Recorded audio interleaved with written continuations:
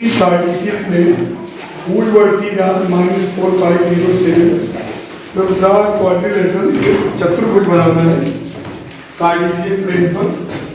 तो जिसके वर्टिसेस क्या है -4 pi 0 7 5 -5 और -4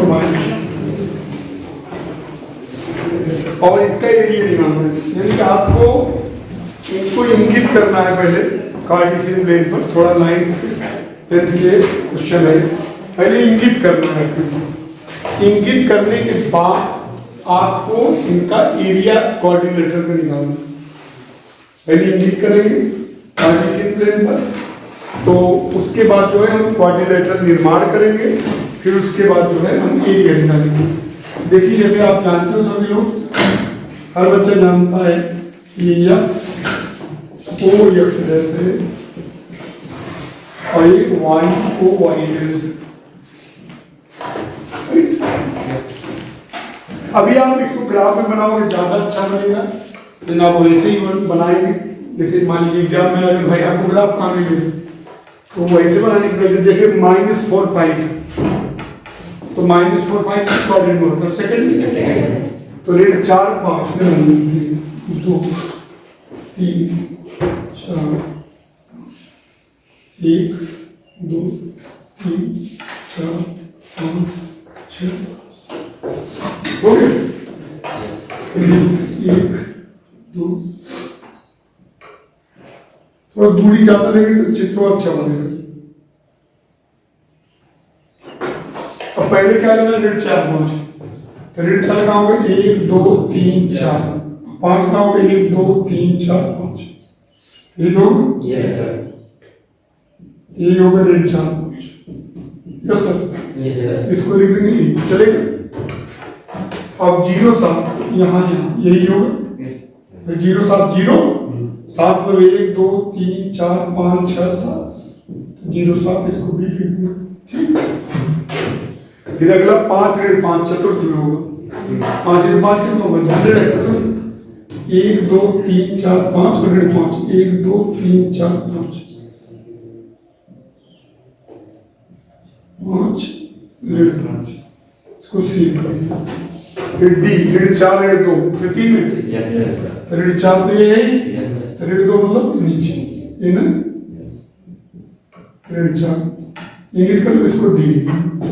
इसको मिलाइए क्रम से ए बी कैसे बनाएंगे? नाप के बनाएंगे अच्छे से। ठीक बना लोगे? ये डिस्टेंस इक्वल लेंगे, हर जगह ध्यान रखिएगा। जैसे पटरी में बिंदी रख दीजिए ना 1 सेंटीमीटर, मतलब ऐसे रखते हो आप 1 2 3 4 है तो उसी बिंदी रख के तो वही होगा। चारों तरफ मूल बिंद से इधर एक रख दीजिए, इधर रख दीजिए, इधर रख दीजिए। राइट। अब आपको इसका एरिया चाहिए। ये तो बन गया। एरिया चाहिए तो आप इसको विकर्ण बना दीजिए। अगर इस त्रिभुज का एरिया निकालें, फिर इस त्रिभुज का एरिया निकालें, दोनों को ऐड कर दें। Yes sir. भाई विकर्ण एसी मिला दें, त्रिभुज एबीसी निकाल लें और त्रिभुज एडीसी निकाल लें, फिर दोनों को ऐड कर दें। आप एरिया निकालना जानते हो। 1 2 x1 y plus x2 y plus x3 y1 यही एक तो यस सर। एक तरीका और जानते हो, वास्तव में इसी को अगर आप देखा जाए तो ऐसे कर सकते हो। बड़े 2 x1 y2 minus x1 y3 plus x2 y3 minus x2 y1 plus x3 y1 minus x3 y2। एक तरीका ये है, जैसे आप ये ऐसे कर सकते हैं 1/2 प्लस वाला टर्म बने a g और a g तो x1 y2 plus x2 y3 चक्रीकरण x3 y1 minus का होने x1 y3 प्लस प्लस हो जाएगा x2 y1 plus x3 y2। इसके लिए ट्रिक बनाई गई है। एरिया आपको निकालना और बार बार सूत्र का इस्तेमाल अगर हम नहीं कर पाते, ए का कोऑर्डिनेट ले लो। क्या है ए का कोऑर्डिनेट? ऐसे लिखो -4 फिर बी का कोऑर्डिनेट 0 से, फिर सी का कोऑर्डिनेट त्रिभुज एबीसी है, ए का सी बी का सी और फिर पहला वाला फिर पहला लिखो फिर ये लिखो। अब यहाँ घटाने के दो रास्ते हैं। एक तो आप ऐसे तिरियक तिरियक तिरियक ऐसे गुणा करो। देखिए वही चीज है, देखो x1y1 x2y2 x3y3 x1y3 दिमाग लगाओ। देखिए इसमें क्या है, देखो x1y2 x2y3 x3y3 और यहाँ देखो ये घटा है, x2y1 ये देखो x3y2 ये देखो x1y2। ठीक, तो ट्रिक और ट्रिक बनाई कैसे गई उसका भी रीजन। तो गुणा भी करने का दो तरीका है। एक तरीका तो ये है कि आप ऐसे गुणा कर दो, ऐसे गुणा करके और ऐसे गुणा करके जोड़ दो, फिर माइनस लिख के ऐसे गुणा करके ऐसे गुणा करके ऐसे गुणा करके घटा दो। और एक तरीका है कि इसमें इसको गुणा करके इसको घटा दो, प्लस इसमें इसका गुणा करके इसको घटा दो, प्लस इसमें इसका गुणा करके इसको घटा दो। कौन तरीका ज्यादा अच्छा बोलो? एक तरीका तो है ऐसे तिरियक तिरियक तीनों गुणा करके जोड़ दो, फिर माइनस करके इसको इसको गुणा करके घटा दो। तो कौन वाला यूज करेंगे? ये ना तुम्हें आना। तो देखिए त्रिभुज का क्षेत्रफल किसका? त्रिभुज एबीसी का क्षेत्रफल, एरिया ऑफ ट्रायंगल एबीसी क्या होगा? 1/2 लिख दी। एक तरीका तो ऐसे गुणा करो, 7 28 और इसमें 5 0 गया 0 0 हटा देना, जैसे पंच गुणन नहीं करते। फिर प्लस इसमें गुणा करो 0 माइनस 7 25 प्लस 25 और माइनस 20। क्यों माइनस 20? क्योंकि माइनस माइनस और एक माइनस लगता है। क्या करना है? इसमें इसको गुणा करना है, तो ऋण 28 इसमें इसका गुणा कर घटा देना, तो ऋण 28 ऋण 0 फिर में गुणा करो 0 माइनस 35 फिर इसमें गुणा करो 25 माइनस 20। क्लियर? अब यहाँ देखिए 1/2 ऋण 28 हुआ है और ऋण 35 हुआ। क्यों? 25 20 ये बोलो कितना है? 1/2 8 5 13 और 3 2 5 6 कितना है? -58। तो क्षेत्रफल ऋणात्मक नहीं होता, ऋणात्मक में नहीं, तो ऋणात्मक चिन्ह खत्म हो जाए। क्यों? कितना आएगा? 29। कितना है? 29 आएगा। अब हम क्या करेंगे? एडीसी करेंगे। इसको आप गुणा करके इसको गुणा करके इसको गुणा करेंगे, तो क्या आएगा बोलो? -28 यहाँ गुणा करेंगे 0 यहाँ गुणा करेंगे 25 फिर माइनस करेंगे। अब इसमें इसका गुणा करो 0 7 25 फिर 5 प्लस होगा ना, माइनस ये हो गया ऋण पर। क्यों? ऋण 58/2 ऋण 29 तो 29 आ गया। ये भी तरीका है कि ऐसे गुणा करो फिर ऐसे गुणा फिर ऐसे गुणा जोड़ दो, फिर ऋण लगा के ऐसे गुणा जोड़ दो। कौन ज्यादा सही है? पहला होगा या तो सूत्र से लगाओ, ठीक, सूत्र वाला थोड़ा बड़ा ये लगा सकते हो, ये ठीक कर लोगे ना, या 2-3 क्वेश्चन करोगे आने लगेगा। अब हम एडीसी का एरिया निकालेंगे, area of triangle ADC. ADC का एरिया निकालेंगे। ए का कोऑर्डिनेट बोलो 4.5, डी का कोऑर्डिनेट और सी का फिर पहला बोलो। कर लेंगे? अब एरिया निकालेंगे, एरिया ऑफ ट्रायंगल एबीसी क्या होगा? 1/2 गुणा करो 4 दूनी और यहाँ -20 है प्लस हो जाएगा। क्योंकि एक माइनस लगता है ना। इसको गुणा करेंगे फिर इसमें गुणा करेंगे तो ऋण लगाते हैं तो माइनस लगेगा प्लस हो जाएगा। फिर यहाँ देखो यहाँ 4 5 20 तो माइनस 20 और यहाँ -10 घटाएंगे और यहाँ 25 और 520 प्लस हो जाएगा माइनस हो जाएगा। क्यों? कुल मिला के इसको गुणा करने में जो चिन्ह होगा उसको बदल देंगे। जैसे यहाँ देखो 4 दूनी 8 यहाँ गुणा करेंगे ऋण 20 चिन्ह बदलेंगे प्लस, यहाँ गुणा करेंगे 5 20 ये तो ठीक है 20 और इधर गुणा करेंगे ऋण 10 25 5 और 20 ऋण 20 नहीं प्लस 20 तो ऋण 20 हो जाएगा। राइट? कितना आएगा? 20 8 30 हाँ 5 कितना आएगा? 63 आएगा। हाँ 31.5 कितना है? अब टोटल एरिया क्या करेंगे? दोनों को जोड़ देंगे। 31.5 29 भाई टोटल चतुर्भुज का एरिया चाहिए। जोड़ेंगे 5 9 1 10 3 2 5 6 60 से 1/2 है तो 121/2 ठीक। वर्ग मात्रक स्क्वायर यूनिट फिर से बताएं समझिए। और एक पढ़े थे तुम लोग नहीं यार? पढ़े होंगे 10 इस आप में equilateral triangle with side 2 base वाला आधार होता है। तब के समझाऊंगा मत दिमाग में रखना क्या करेंगे बोल दो। The base of an equilateral triangle with side 2 along the y-axis such that the midpoint of the base is at the origin. Find the vertices of a triangle. ये भी आपके 10th में सवाल हुई। 10th में सवाल है क्वेश्चन में कह रहा है कि एक समबाहु त्रिभुज है। समबाहु त्रिभुज जानते हो जिसकी सभी भुजाएं बराबर हो, प्रत्येक कोण 60 है। सभी बराबर भुजाएं होती है, इसके कारण सभी कोण बराबर हो जाती है। क्योंकि आपने पढ़ा था समान भुजाएं सम्मुख कोण बराबर होती है। तो तीनों कोण बराबर हो जाते हैं। तीनों कोणों का योग 180 होता है, प्रत्येक कोण 60 है। यहाँ क्वेश्चन में कह रहा है y एक्सिस को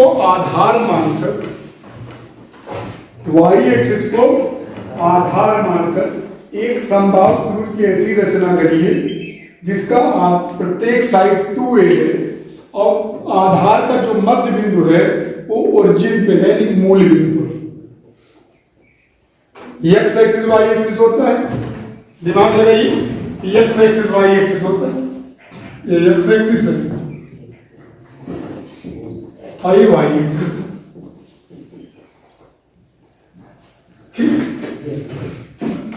वाई एक्सिस को बेस मानकर आपको एक दो त्रिभुज की एक समबाहु त्रिभुज की रचना करनी है जिसका मध्य बिंदु क्या हो? ओरिजिन पर। यानी जितना ओरिजिन से इधर होगा उतना ओरिजिन से इधर बेस होगा। तो ए इधर तभी तो 2a होगा। ए आधार है, मान लीजिए आधार BC है, तो समबाहु त्रिभुज की रचना ऐसे ही होगी। बोलो यही तो होगा समबाहु त्रिभुज। ए भी 2a और ए भी 2a हुआ क्योंकि ए और ए भी 2a। अब शीर्ष चाहिए, ए शीर्ष तो क्लियर हो गया 0 है। बोलो ए शीर्ष भी क्लियर हो गया 0 है। और लड़ाई इसकी है कि ये क्या होगा? यही स्थिति इस तरफ भी होगी क्योंकि त्रिभुज इधर भी तो बन सकता है। इधर मान लीजिए P, इधर मान लीजिए Q। क्या इधर समबाहु त्रिभुज नहीं बन सकता? अभी मैं इधर बना देते तो आप कर सकते, इधर भी तो बना सकते थे। तो दो स्थितियां होंगी। मतलब एक ऐसे त्रिभुज समबाहु त्रिभुज की रचना करना है जिसका आधार y अक्ष पर हो और उस आधार का जो मध्य बिंदु हो ओरिजिन पे हो। तो जितनी दूरी इधर उतनी दूरी इधर 2a और इधर 2a, P हो गया एक्सिस, दूसरा क्या होगा? तो दो प्रकार से त्रिभुज बन सकता है। ये तो 0 a हो गया। अब मुद्दा बनता है कैसे मिलेगा सर? ये दूरी कैसे मिलेगी? तो ये देखिए एक समकोण त्रिभुज बन रहा है। Yes sir. तो समकोण त्रिभुज बन रहा है BOP। कर्ण कौन है? BP। तो BP स्क्वायर बराबर होता है OB square plus OP square. BP की वैल्यू क्या है? 2a। OB की वैल्यू क्या है? a। तो 4a square minus a square OP square, तो 3a स्क्वायर बराबर OP की वैल्यू आएगी √3a। OP की वैल्यू आएगी √3a।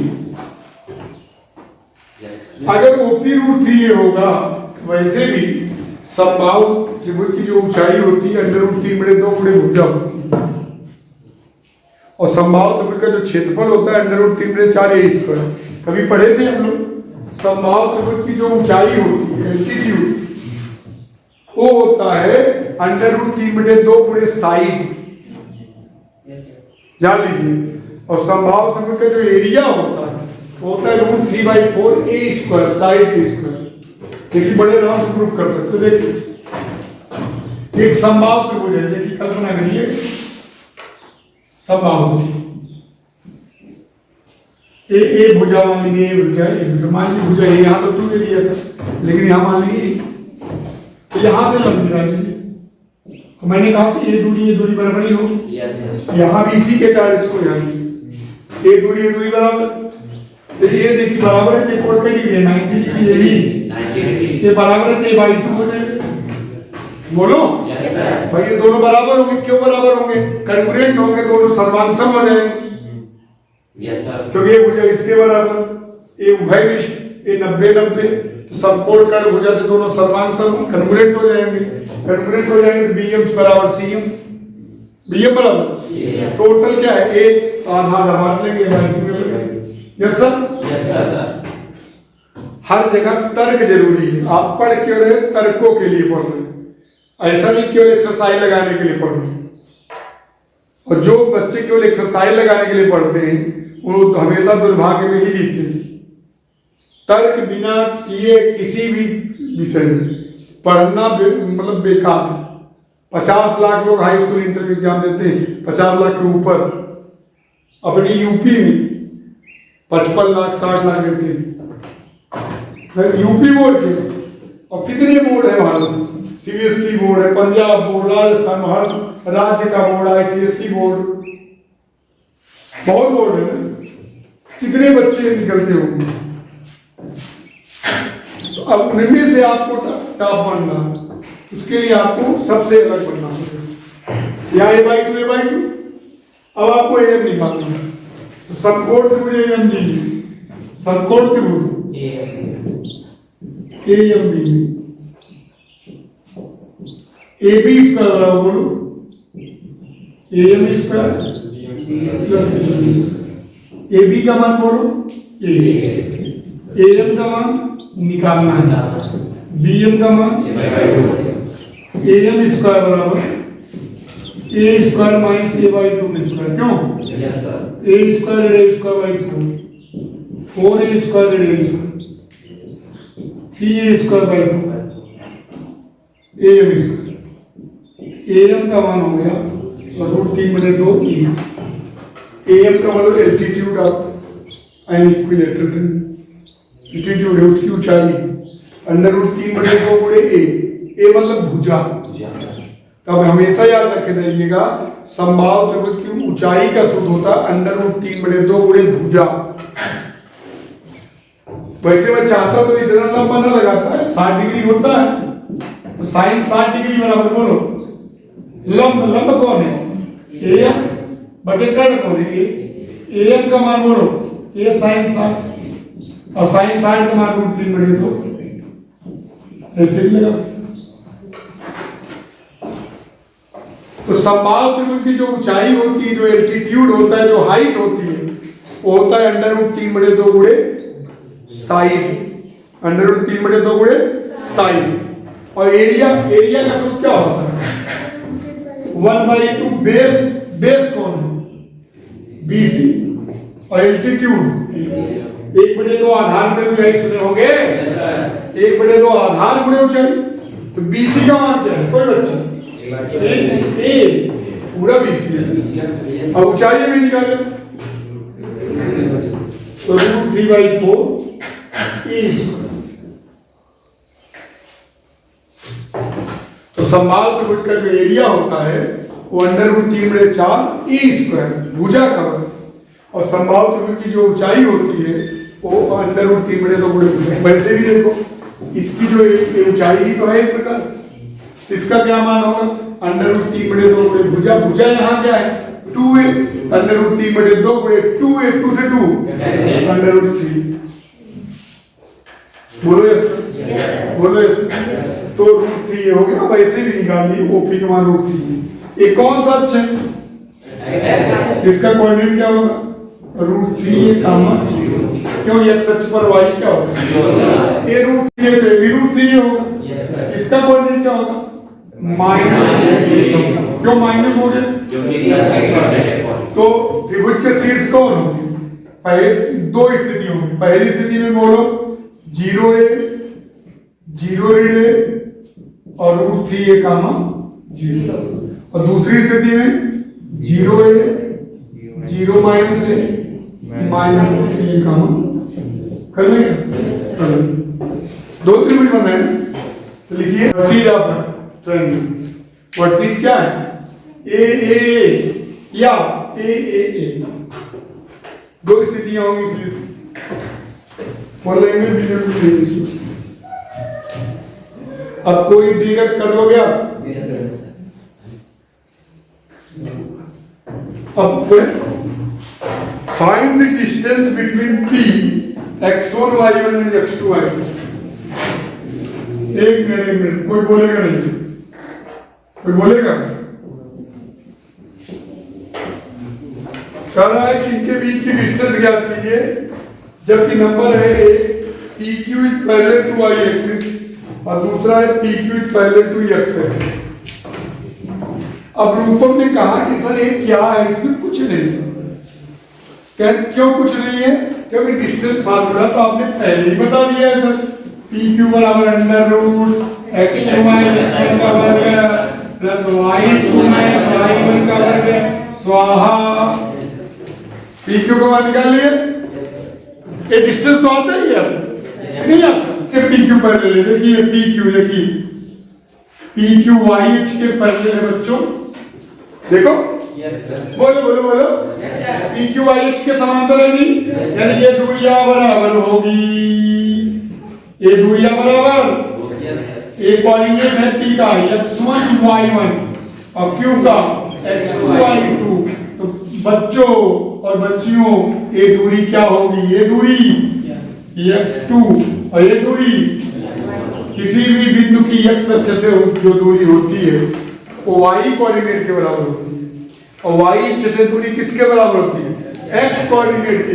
यानी कि x कोऑर्डिनेट कौन है? x1। ये दूरी क्या होगी? x1। ये दूरी क्या होगी? x2।